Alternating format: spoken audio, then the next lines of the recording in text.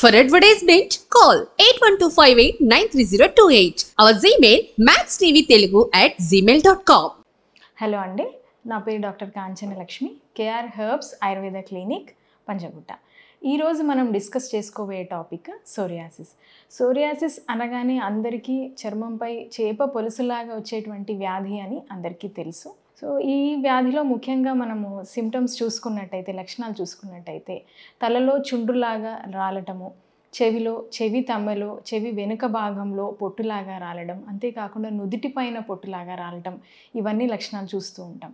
ఇవే కాకుండా అరచేతులు, అరికాళ్లలో బ్లేడ్తో కోసినట్టుగా ఉండటము, అంతేకాకుండా కీళ్ళు వంకరపోవడం. అంటే కొన్ని రోజులు సోరియాసిస్ వచ్చిన వాళ్ళల్లో చికిత్స లేకుండా వదిలేస్తే వాళ్ళల్లో మనము ఆర్థరైటిక్ అనే కండిషన్ని చూస్తూ ఉంటాం. దాన్నే సోరియాటిక్ ఆర్థరైటిస్ అంటాము.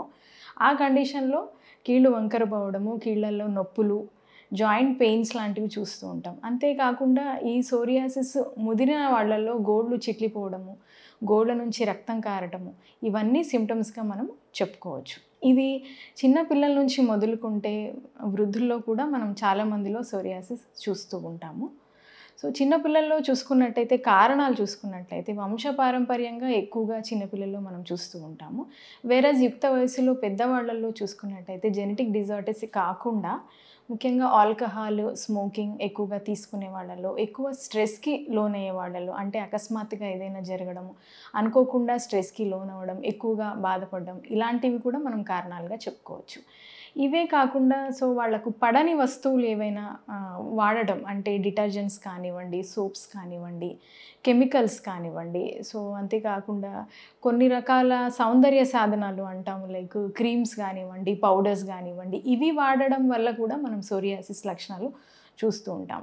ఇవే కాకుండా కొన్ని రకాల శస్త్రచికిత్సలు చేసుకున్న తర్వాత, లేదంటే కొన్ని రకాల మందులు వాడిన తర్వాత కూడా సోరియాసిస్ ట్రిగర్ అయ్యే అవకాశం ఉంటుంది. అంటే వాళ్ళలో ఆల్రెడీ జెనెటిక్ ఫ్యాక్టర్ ఉండొచ్చు.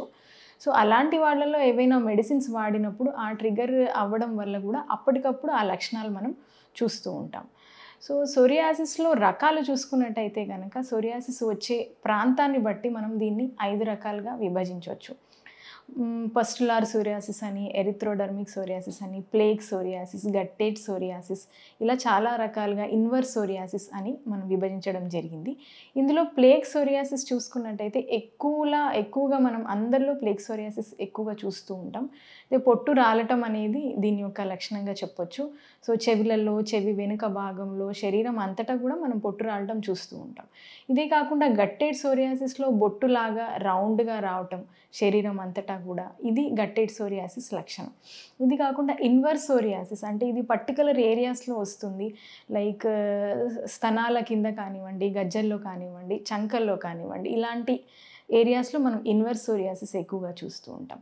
పుస్టులార్ వచ్చేసరికి, పుస్టులార్ అనగానే ఆ పేరులోనే ఉంది, మనకు ఎక్కువగా పస్ కారడం, అంటే రసిలాగా కారడము, ఆ కారిన ప్రాంతం అంతా కూడా ఎలర్జిక్గా రెడ్నెస్ రావడం, ఇదంతా మనం పుస్టులార్ సోరియాసిస్లో చూస్తూ ఉంటాం.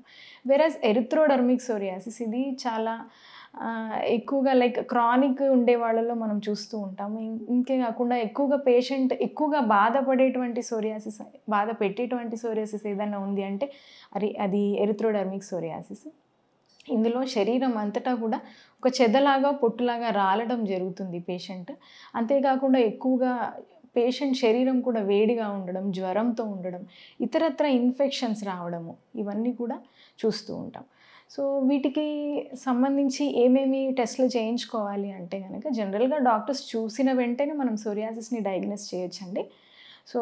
టెస్ట్లకు అంటే కనుక సిబిపి కానివ్వండి, ఈఎస్ఆర్ కానివ్వండి, ఇంకా సోరియాటిక్ ఆర్థరైటిక్ కండిషన్స్ ఉన్నప్పుడు కూడా మనం ఎక్స్రేస్ కానివ్వండి, ఇలాంటివి తీసుకోవడం జరుగుతుంది. మేము liver function test, kidney function test, ఇవన్నీ కూడా చేయించి, ఇంకా ఇతరత్ర వేరే ఇబ్బందులు ఏమైనా ఉంటే కూడా దానికి ట్రీట్మెంట్ ఇవ్వడం జరుగుతుంది. సోరియాసిస్ అనేది చాలామంది అడిగే ప్రశ్న ఏంటంటే, ఇదేమైనా అంటువ్యాధా అని అడుగుతూ ఉంటారు. లేదండి, ఇది ఖచ్చితంగా అంటువ్యాధి కానే కాదు, ఇది ఒకరి నుంచి ఒకరికి రాదు. ఒక ఇంట్లో వాళ్ళు కూడా వాళ్ళ యొక్క టవల్స్ షేర్ చేసుకోవడం కానివ్వండి, సోప్స్ కానివ్వండి, లైక్ మదర్ పిల్లలకు తినిపించడం వల్ల కానివ్వండి, చాలామంది పేషెంట్స్ అడుగుతూ ఉంటారు, మా పిల్లలకు మేము తినిపించవచ్చా, నాకుండే సోరియాసిస్ పిల్లలకు వస్తుందా అనే ప్రశ్న చాలామంది అడుగుతూ ఉంటారు. ఖచ్చితంగా ఇది రాదండి, ఇది కేవలం వంశపారంపర్యంగానే వస్తుంది. అంతేగాని ఇది ఒకరి నుంచి ఒకరికి సోకేటువంటి వ్యాధి కాదు. సో ఆయుర్వేదంలో చికిత్సను చూసుకున్నట్టయితే సో ఇప్పుడు క్రానిసిటీ అంటే ఎక్కువగా బాధపడే పేషెంట్స్లో ఎక్కువ కాలం నుంచి ఉండే వాళ్ళల్లో మేము పంచకర్మ చికిత్సల ద్వారా ఎక్కువగా మేము ట్రీట్మెంట్ చేయడం జరుగుతుంది. సో పంచకర్మ అనగానే వమనం, విరేచనం, వస్తే అని వివిధ రకాలుగా ఉంటాయి. సో ఇది కొన్నింటి కాంబినేషన్ని బట్టి, సో పేషెంట్ యొక్క లక్షణాలను బట్టి, సివియారిటీని బట్టి అన్ని పంచకర్మలు లేదా కొన్ని పంచకర్మలు మాత్రమే చేయడం జరుగుతుంది. తర్వాత వేరేజ్ ఓరల్ మెడికేషన్స్ ఇస్తూ ఉంటాం, దాన్నే శమన చికిత్స అంటాము. ఓరల్ మెడికేషన్స్ ఇస్తూ సో ఎప్పుడైతే మనకు రిజల్ట్ అచీవ్ అవుతామో, ఖచ్చితంగా రిజల్ట్ అచీవ్ అయ్యేంతవరకు మెడిసిన్ ఇవ్వాలి.